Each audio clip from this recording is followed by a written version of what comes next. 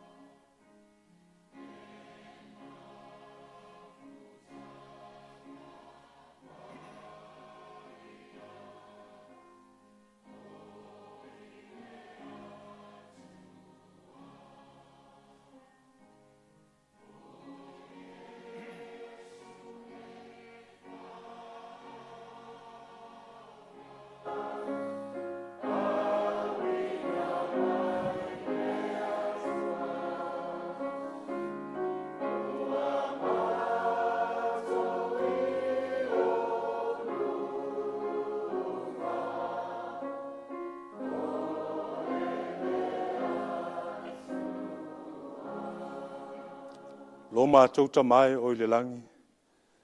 O mai lo no i le loto mawalalo le tua i lumo lo no whari mamalu. Mātou te avatu o le vi inga o le tāpua inga ia te oe o le tua pa ia e lava e whaavavau. A o fia poto lau e kale sia nei sa uninga o le whamantunga. A fia o mai a loua nganga pa ia. E o mātou tofu langona le tāua o loua lofa. A o loua lofa muti vale mo i mātou. Whamanuia mai la wa fio whaatasi mi lo wanganga ono Yesua mātou te tālo atuai. Amen.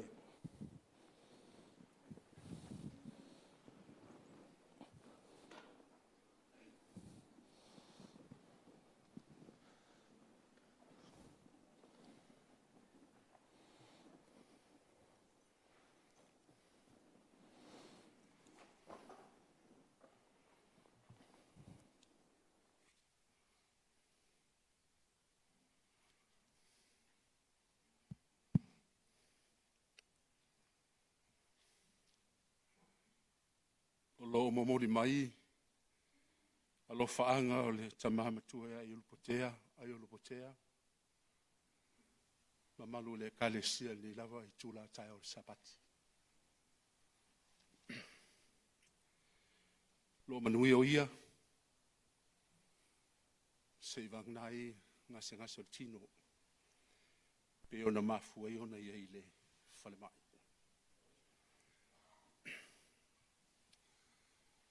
Ina wai loa i ane le nofo ali o le tui le langi.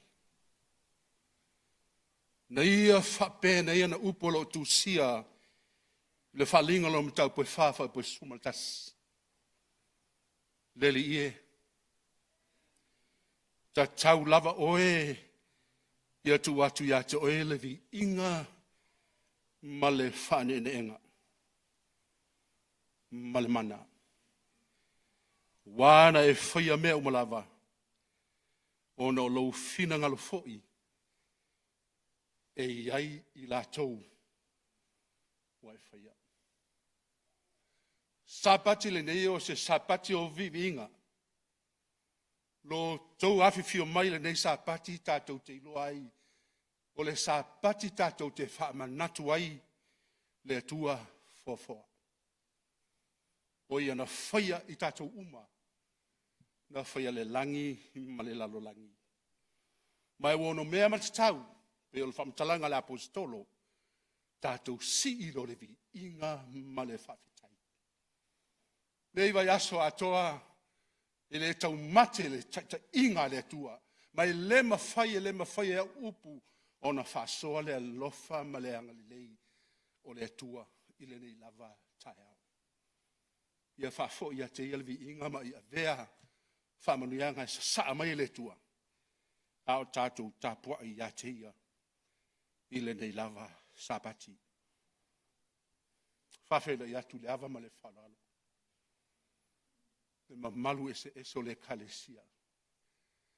Ta mā matina o le kalesia e whia le whiwa o le talo i le aso.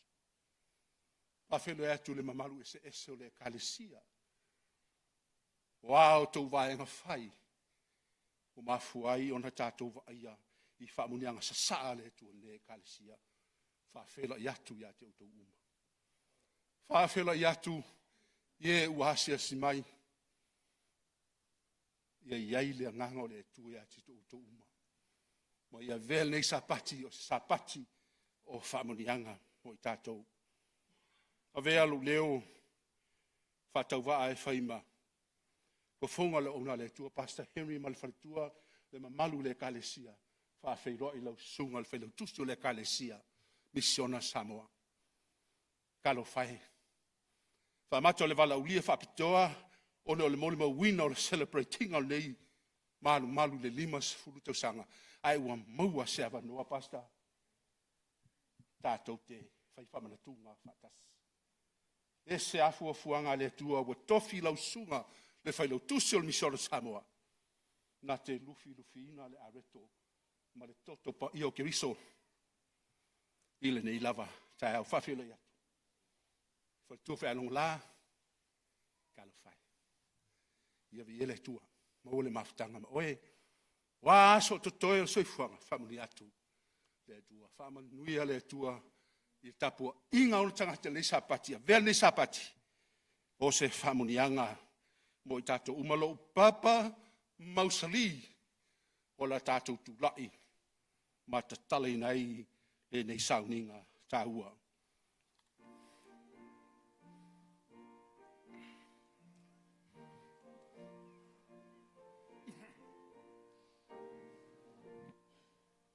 O upa mausali o te suru whaia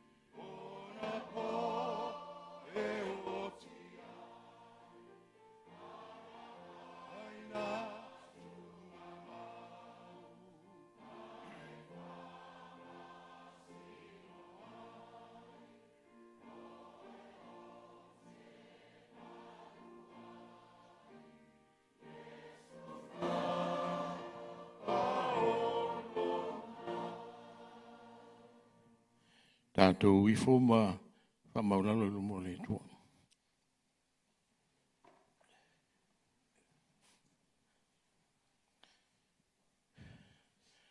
Ko mātou ta māpai ai, oro soi fua mai le langi whawawau.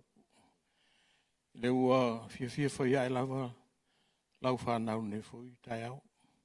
Le ua mātou mō nei mawhitanga fia. A mātou toe tū ma toe tepa ma vai nawe aso, sa mātou savaria maia. Whiwa inga I lungo ala tero vave, le ai tū ma le tū o le nei atunu. Lungo le ea o le sami o le whonga ele. O wala iei mawhitianga ma whainga tāo le olang.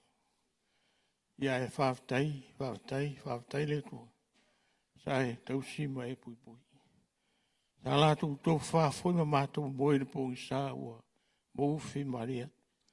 Sa mātou le lose me tas, mātou le lofoi lau whio. Ia nei le tua o mātou toe. Mōna nei mawhitanga whia ma leo leore. Ia whawhoi e pēne vi inga, le whawhtai ma le whamanu. Ia te oe lo mātou ta māpa ia ma le Sicilias. Le tu e wila vau I mātou se whanau se, ma le ngasala pei lumo lau whio le tero taimi. A rolo whalawa e tu mawo I mātou e whawawau. Whawhtai le mālo losi o lo mawo e lau whanau. Le manuia e. Maise nei o mātou mātua I tōnu ainga. Mao ta malau. Whawhtai lau te inga malau tu singalofa. Le aso ma le aso lo rato whai ai pēr lea. Whaiva o le tāntaronga ma tāptapo inga. Wāne manuia o lau whanau e ta ape le tū ma le tū o le neila. Whawhtai le tua o mātou tu e mafuta ni tai au. I le fia ma le orioni. Nisi whaiwa whai mai ma, su mai ma mātou whai sauninga watasi. Ia I eilo file mu whamon. Tala whaptoa mo le nei sauninga. Mātou sauni ma tā pena e taria. Ai e whamanuia lau ono la ia saunia. Teita ina la mātou sauninga. Foi a te ele malusi le poto le a totoa mai a te oe. E ma whai ena whātanuina le nei sauninga. Se whai au foi ua fuia forforoina mo I mātou. Ia eilo file mu ia I mātou umalau. Whamon, ole le tua. Whamanuia nisi o mātou a inga e maise mātou manitua pēla o ona ia e lupo. Oto I tono ai o ngase. Nisi lava o e si le fiolo I ei mai o tino. I ei lo file mu malau whamalolo. Ia le tua, o I mātou lava o le whanau se ma le angasala. Whamore mole whamangalo I mātou. I le nei tai au. Talia mai mātou le nei tai au whamore mole. I lo suafa pa ia o mātou wal auto e nei. Amen.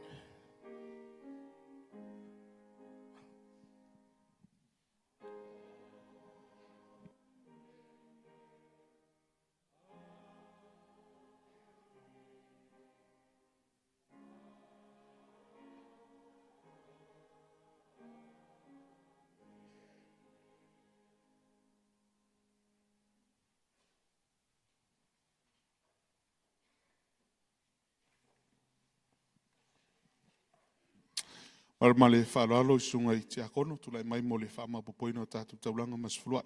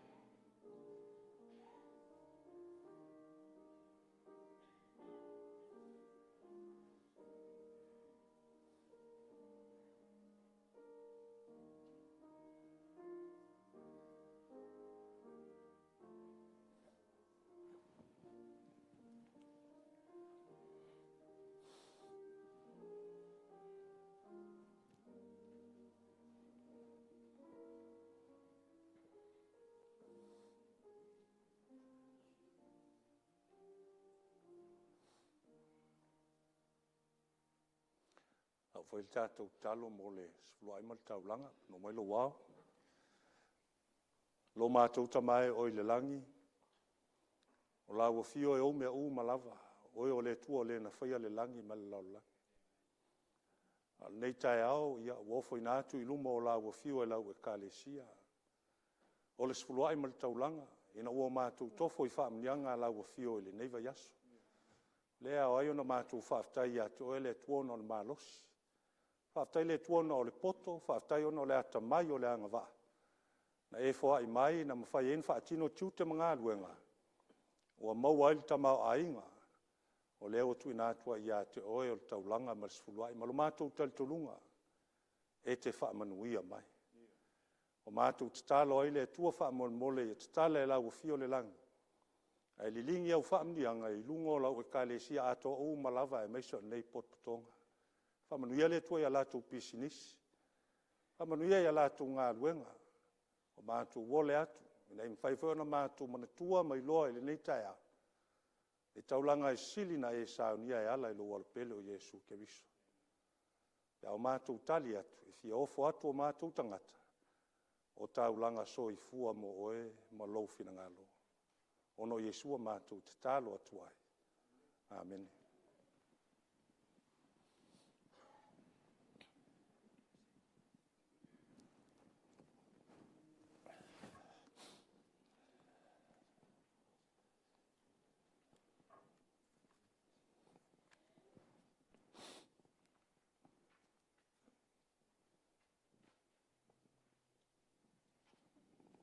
Ia o le taimi nei o le tātou church choir. This is their time now. Whaftai.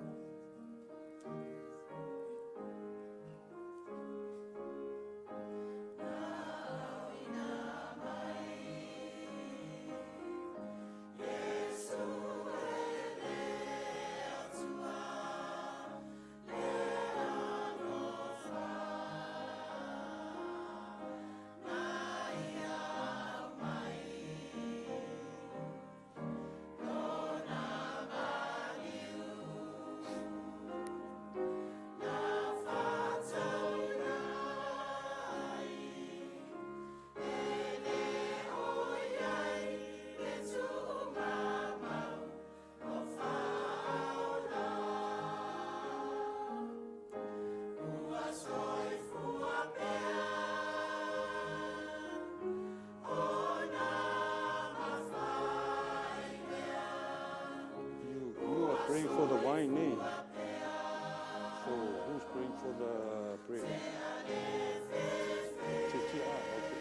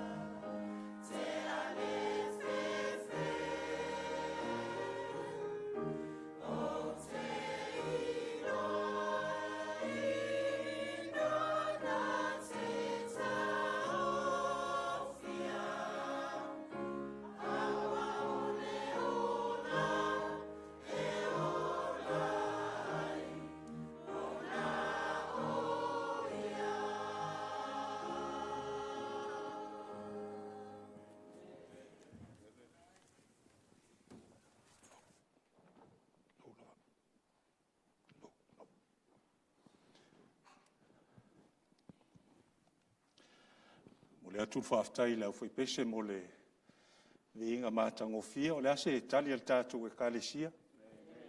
Amene, e o lea lava e tū mau lava le mātangofia o si ufonga o le lau whai pese a porua. Mantua le taimi le sa mātou iei nei o le taimi le sa taita iei lau whai pese i a tāwita le a toa. Ia, o le mātou taimi pese na taimi ia o le tala au o su a iang. Ia ta mai tai foi leo Ellen. Tali a oa i lea taimi. Ia a lea lau o whaalongolongo atu. Wa sili maola o whai pese lea nei tai au nei lol mātou o whai pese. Ia mai vi iai lea tua. A to iai la sisi pese vole se tasi mulmuli. Ua matua mana ia la o le au whai pese. E nei sa pati whamlia le tua i le au whai pese. Ia mo le vi inga o le tua. E ui o tātou te leo whai loa i ma. Tā poai whatasi ma le sunga le vei au. Whal tua ma le ainga ia au te whaftai la avano tui na mai ia te au. Te ta iei fol tātou sauninga o le whamantunga nei sa pati. I meli atu le whai au e wala ulia a wal wha moe moe o le limas fultausanga e whamanatu. Ia mafsili atu ia te au. I le sa pati la nei ia talima iei e whaaftai pe a whai o iei se avanoa. Ia mai le fo ila le kale si porua nei tae au. Amene.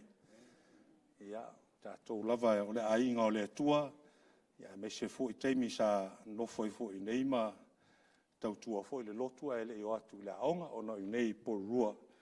Ia nā ngai e tuelo mātu ainga i au ke lani. Ia maua i loa i le aonga i Australia. I le aonga whaafaife au. Ia o le au te mantua la a tua i sestu langa sa o awai. Teimi le sa whainga luenga ilongo lai.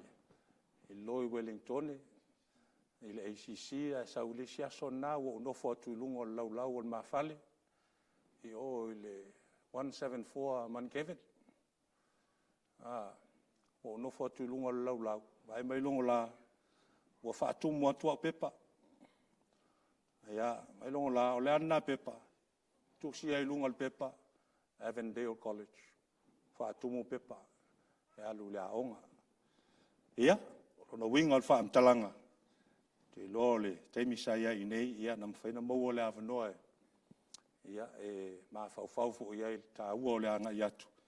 Ia, mo le aonga mai vi ia i le tua e whaaftai e lava le kalisi porua amene. Whaaftai fo i tal moi le teimi se i o mai lava le nei tae au. Ia i seisi whaam talanga, ia, o le, ia i upo le atunu. Ia e whaapea o le lupe na whaalele. Ia elo taltonunga ia wana o se au auna e whatauwa lava. O te talo ale e kale si i porua malantapo inga. Ia o te loa leo mawhai e foi o na ave ai ma ua mal whanau male ainga. Ia o nisi e tautua i le atua le tātou misiona i Samoa mto ke lau. O lo moli melo whanga sunga al prestene pasta sone au sange. Faltua ia valia male ainga. Ia me se foi ia le sunga al te oa. Ia af masanga tole fua pen tau filau. Ia ele mamalu e kalesia e a fea fo il malanga mai. Ia mamafuta ia mai se lava ia le tātou misiona ato au malava. I Samoa i tātou e kalesia i porua nei. Sa pati nei wha molmole ia u te fia talnoa lava si na vaenga o le afiongpa ia le atua. Ia ai le whai al tātou sauninga o le wha mantunga a whai o ielau tu spaia. Me whaina e su al tusi leo e peru o lom tau puiva. Mai o te manatu tātou te whaitau wātasi le whai upu le luosu mo le ono. Sa ia whaangata me le whai upu e luosu mo le walu, po toi whai upu lava lea o le mata upu le iwa o le tuso e Peru. E Peru o lo mta upu iwa, whaitau wātasi me le whai upu e luosu mo le ono. Sa ia whaangata mai i le toi whai upu. Ia, a whai o maua, ia, whaitau manino, whaitau tutoa, ia fai tau fo i leo tele na im faina fa fonga ye el tātou e kalesia atou ma fai upelu ono e ol fai upelu su malvalu e peru e iwa a fai maua fai tau.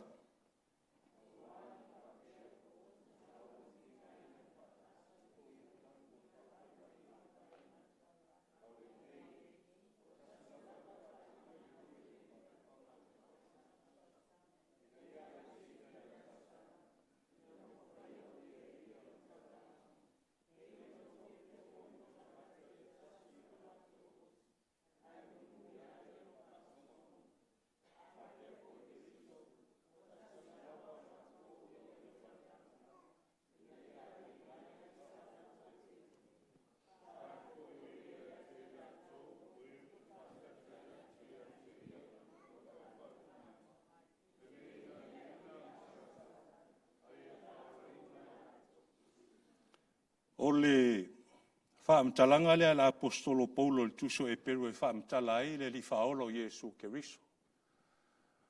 Tau te mantua fo ile ka le sia o le teimi o le sauninga lea iaso fai so o i tono le malu po le whaalwhtawhai. A wā le tuso e peru o lo tamu fai e whaamtala e tā ua atu ai le taulanga e sili, ma le os taulanga e sili, ma le malu i le langi i le fuafuanga le atua, amene. O le teimi la o le sauninga o le whalewhtawhai. E ese le tama i moe, ese le os taulanga, ma le toto la o le manu. Ai tau te mantua le ka le sia, e wha ata o matu lava nei sauninga iai. Ia Iesu. E na watau nuu, le maliu o Iesu i lungo le sātou. Le lai wha matala ai e le apostolo Paulo i. A wā ana whaapea, po ua tatau o na ti ngā ina whaalasi. Whaatele atu. Le ali whaolo Iesu Keriso. Talu o na whaawaina o le lalolangi. A le nei, wana o le tasi lava le whaalia mai o ia, i le whaatoanga o tausanga. O tau nuu ia Iesu le tamai moe na fasia e wha maangalo ia ngasala ale lalolangi. Ai tau tila fia la woe o le tu tāua i. I le taimi o Israel, e ese le o staulanga, ese le moe ma le totol manu. E na ua tau nuu ia Iesu Keriso o tel tone si la fia umai le kalesia. Le ngata o Iesu o ia o le tamai moe, o Iesu o ia o le o staulanga, a o lona lava, o lona lava toto. E se le tāua. Le whai me i whaamtalanga i vaenga mulmuli. A o le whai upanusu mo le ono. Ina ia ave se ina le angasala. Ina ua whaia o ia e ia mataulanga. Pei ona tō fia fōi mo tangata ia tasi lo lato woti ai mulmuli ane al whaamsinonga.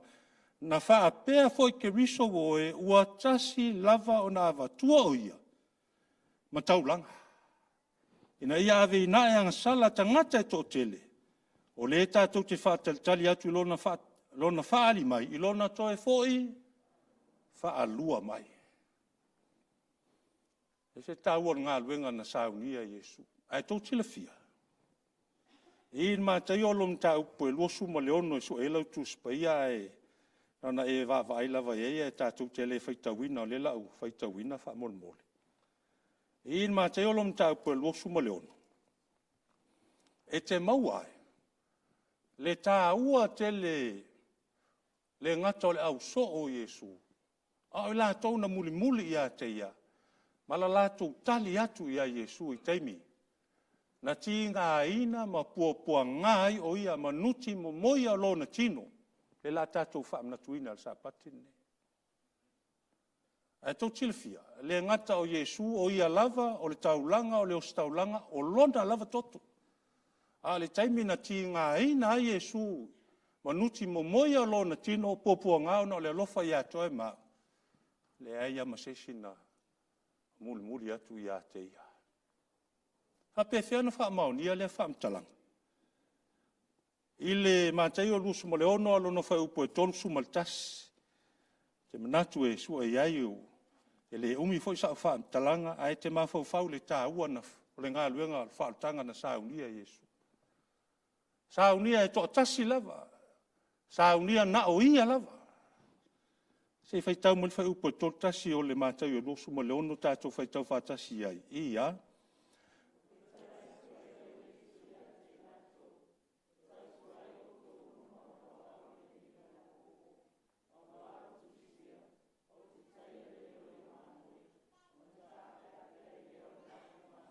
A wā ua tūsia o te taia le leo mā moe.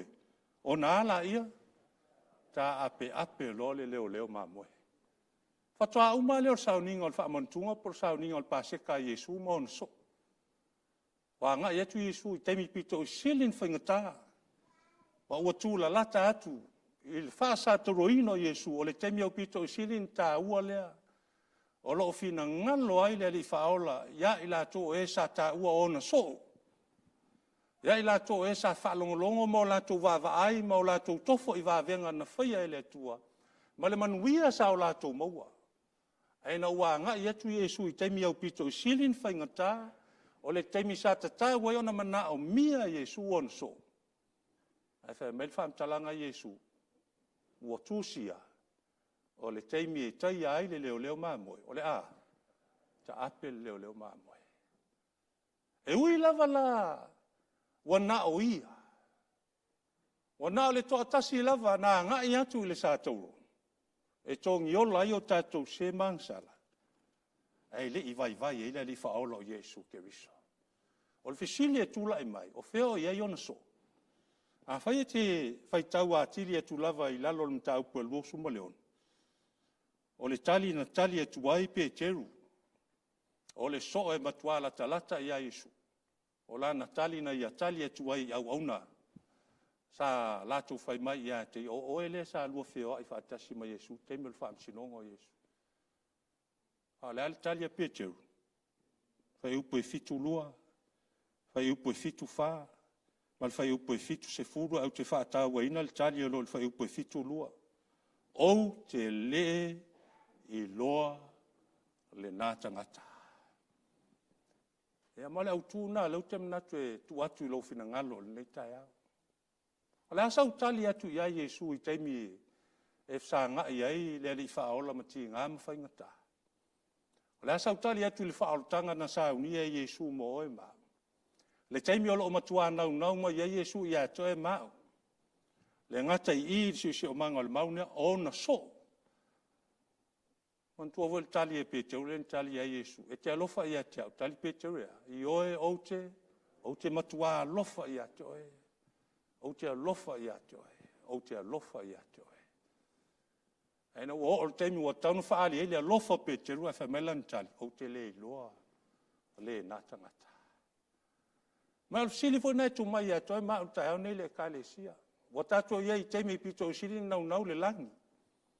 Au le ali whaola I a toe mau. O le asa utali atu I a te ia le whaoltanga. Ma lo nā lofa mai I a toe mau.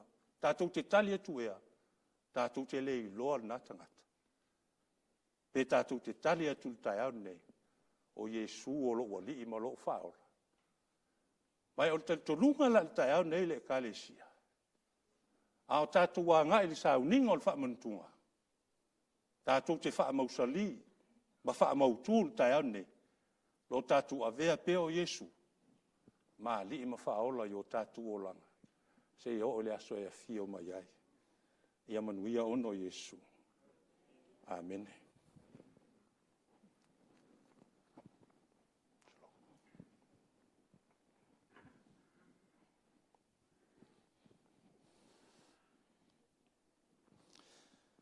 O le awhia ngai tātou mal sauninga o le whaamantunga. Le au tātou tūli vatas, le avanone o le asau noel sunga toina, te tia, mo te talo o le areto.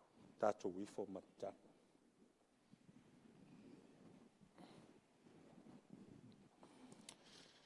No mātou te mai le langi. O mai e ona mātou whanongolongo. I le areto le ola sa folfole lau ona nei tula tai au. Au o mātou talo atu I ate oe, na I toe se kone ma minuti o na mātou tangwhia lea, o le areto, sa ui mai tono leo ngā mua asa, o le whaatusa o lo tino pa ia, ma lo tino la wha momoina, o noi mātou o tangata sala. Mātou talo I ate oe na I e whapa ieina le nei areto. Sili o na whapa ieina I mātou, o le a mātou tangwhia na iau ngā, e na ia wha maangaloina I a mātou ang sala. A manuia le mātou tāpo ingare nei tūla tai au, ono lo lava suafa Yesu mātou ole, matatalo toi nei. Amen.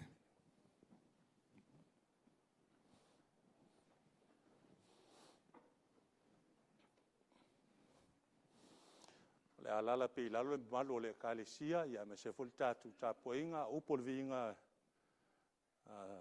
whanga mai au le areto, se lau lima tolu. Tātou pese ai, ia au te walau atu I sunga to ina mo lufuina o le areto. Ia me se foli tuina atu I te akono.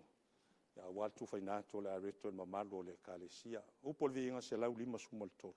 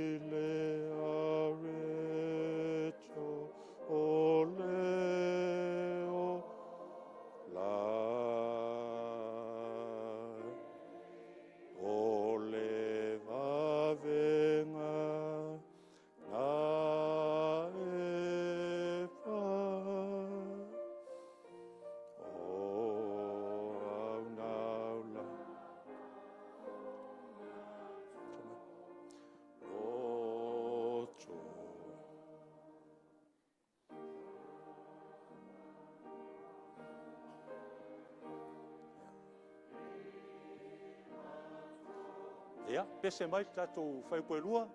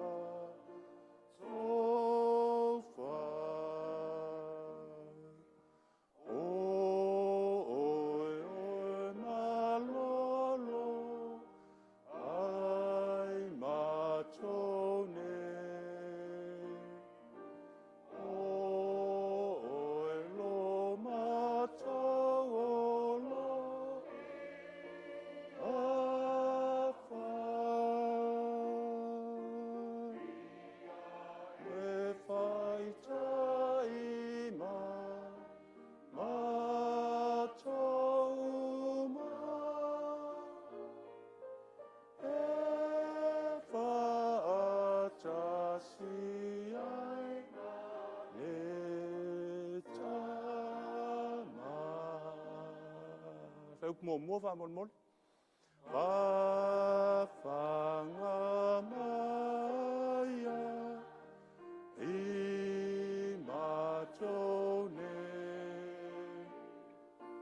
I le are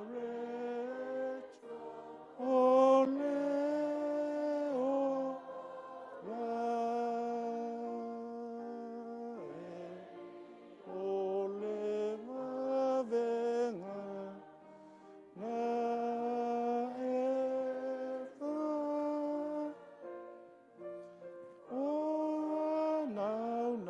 I love it. Oh, macho, locho. Ya, saya lala mai lalo. Mumol ko ni tolom tau pasfutasi fai polo sumal tolu mal lo sumal fa. Au na o mau mai le li le mea na o tu ina tu fo ia te o to. O le lava pon fa la tai nai le li o Yesu na ia tangoi le areto. Wa ia fa fitai o na tofi tofi ai lea ma fai atu. O lo tino le nei mo o to. Yo o to fai le nei mea. Ma fa mantunga ia tea. Nei te ua alu loa sa o fa mtalanga ai ai lava se tasi te ua misia. Ya mai se tasi manatu fa pe ai o io na ang salam matua mafa tu se avenga i lona mafau neva yasu. O ne ngalo ia tu o sau ningo fa mantunga tātou te o mai i loto mawalalo. Amene. Tātou te ai i fa mantunga mo lo tātou taltulunga i fa ma ngalo mai le tua ia i tātou. Ma amata i lisi amatanga fau i le neva yasu. A fai ele ai. O le au tātou ai fa tasi umai e.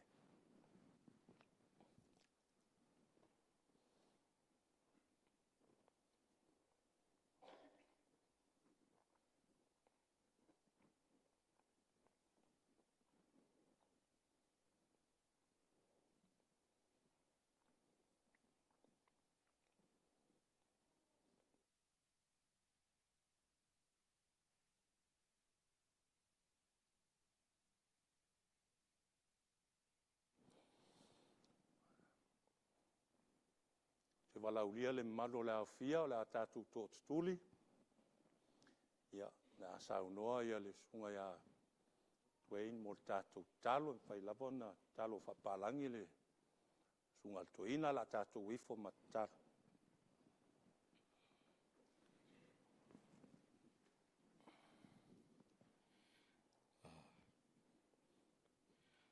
Lo mātou ta mā o le langi. Whaftai e lau alofa malawanga le lei. Amen. Ia ele vai o le ola. Amen. Le toto o Yesu. Amen. A fetu fui tātou i ai. Ia. Whamama umai. Amen.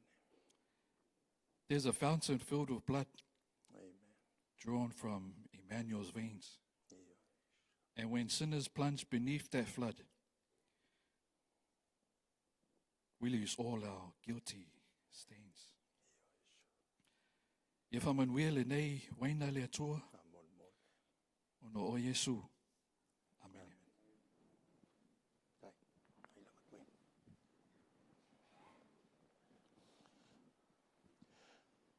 Upo le viinga se lautou sumaleiva i eile vai o le ola, alala pe lalo mo tātou pese ai, pese fia ea.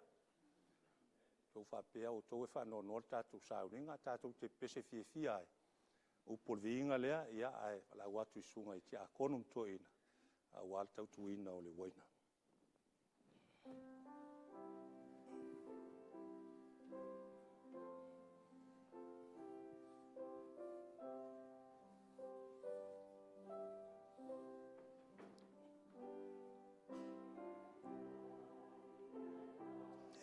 Really?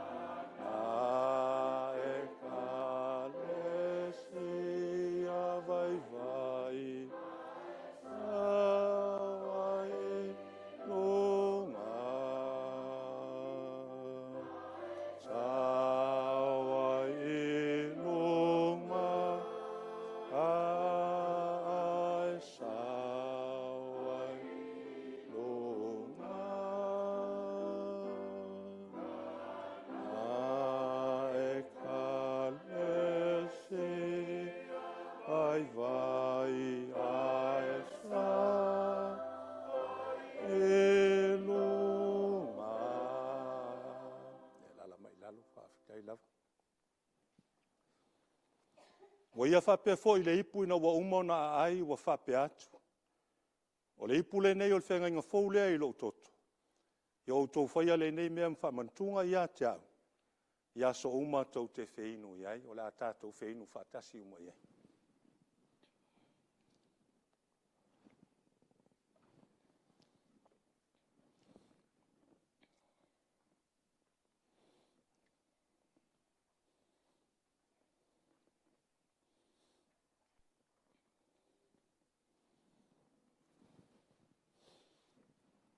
Ia, ma lo lava le unsa ile kalesia amene.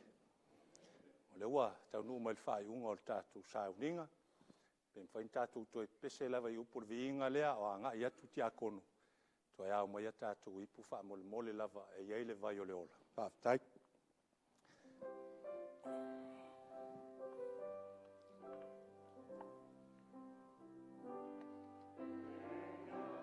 Hei lava.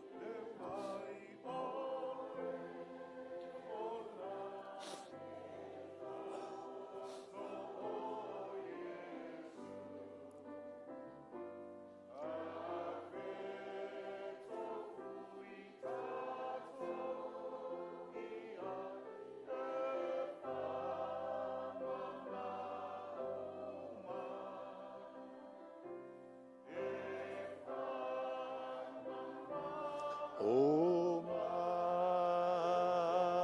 e wha mama unai.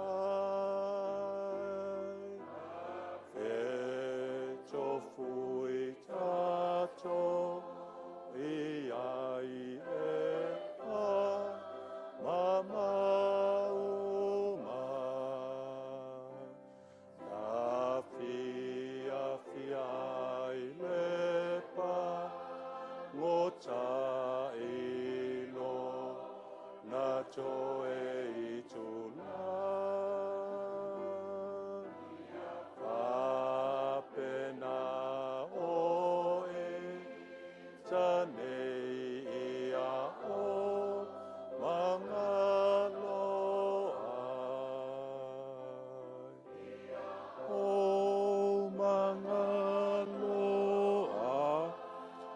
ai ia o mangalo ai. Apena oe tanei ia o. Ai lava.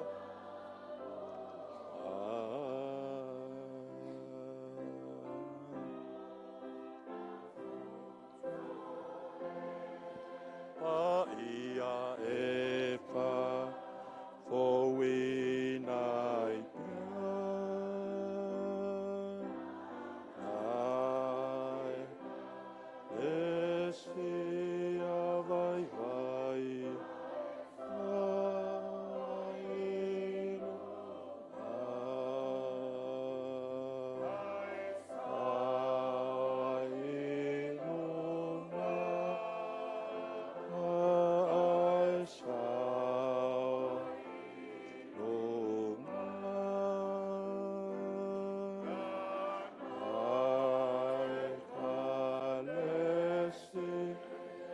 Vai vai aesa aelo ma.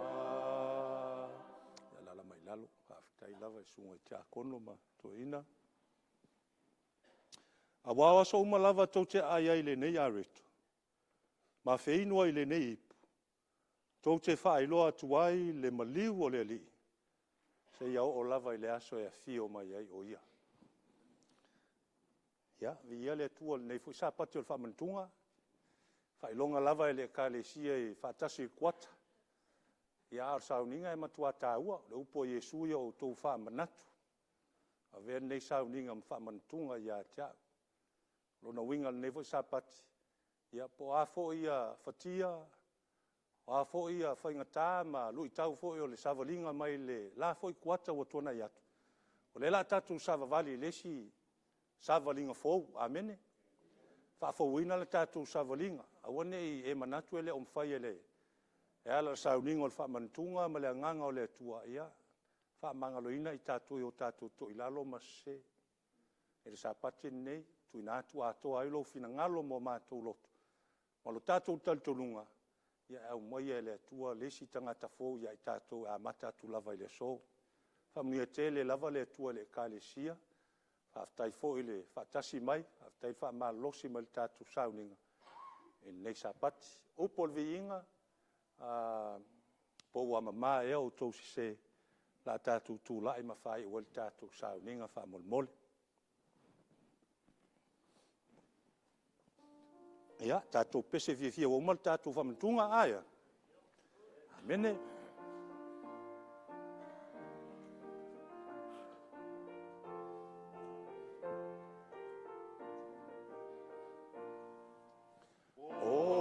Mama e a o tau sese ilona mali ua puanga io masese le tong la paia su malona mana Tato Awai pea tato ki Fatua tua na malingi.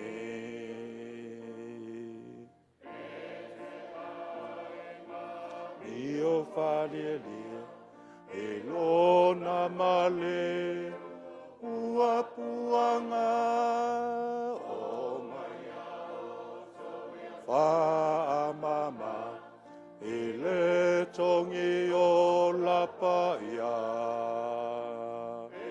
ya Yesu malona mana tatou Awai pe atatou fi Fa'atua tua ile toto nama lengi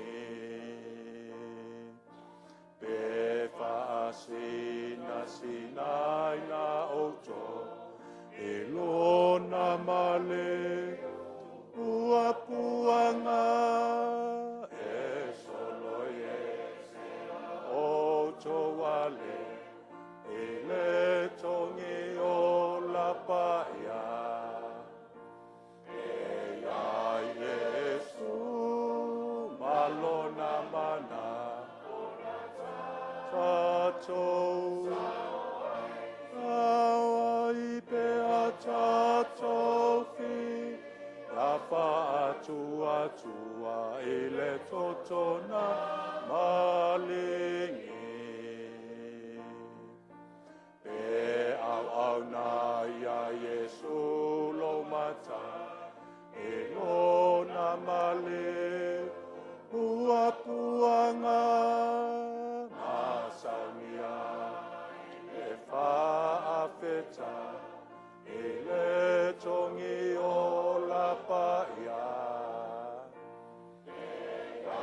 Yesu malona mana Atou Awai Tofi Fa'atua tua Totona malengi